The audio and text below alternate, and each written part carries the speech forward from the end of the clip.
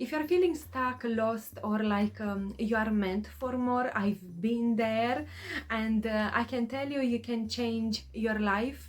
I changed mine, and I can show you how by using these 5 powerful steps that transformed everything for me. So the first step is journaling.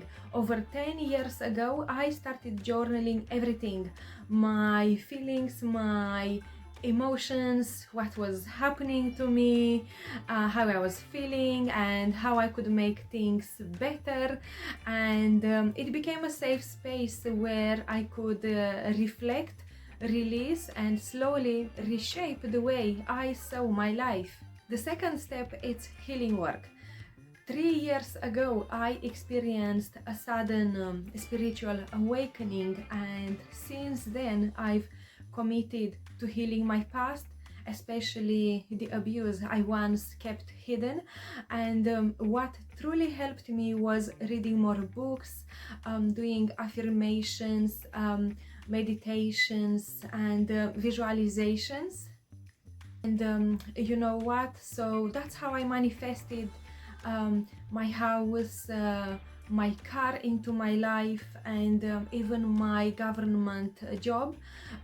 But recently I've decided to walk away from my job because I want to focus more on my writing career as opposed to my career as an HR specialist.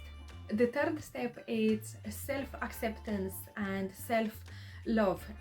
This one didn't come easy for me because I experienced all types of abuse when I was growing up, and the first thing one traumatized person does is to hide the abuse, and I was actually trained to hide the abuse. So learning to accept and to love myself when I hadn't even received love growing up as a child, it was one of the hardest things I had ever had to overcome, but I did.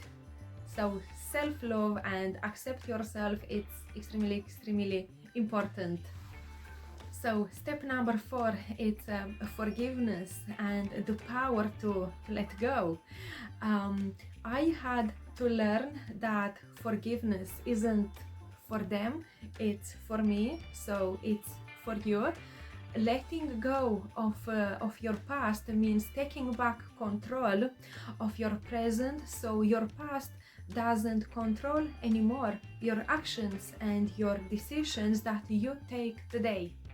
Step number 5, it's about living in the now, living in the present moment. And 2 years ago, I went to Prague to see 𝐂𝐻𝐿 Tolle speak about the power of now. And since then, I've trained myself to be more present, to live more in the present moment, live more fully, and not just surviving, but actually living my life.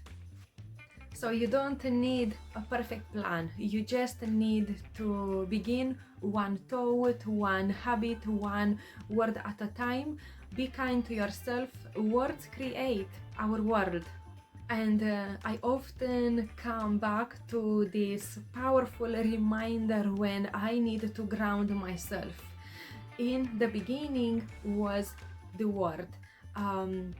This is one of the most well-known verses in the Bible, found in the Gospel of John, chapter 1, verse 1.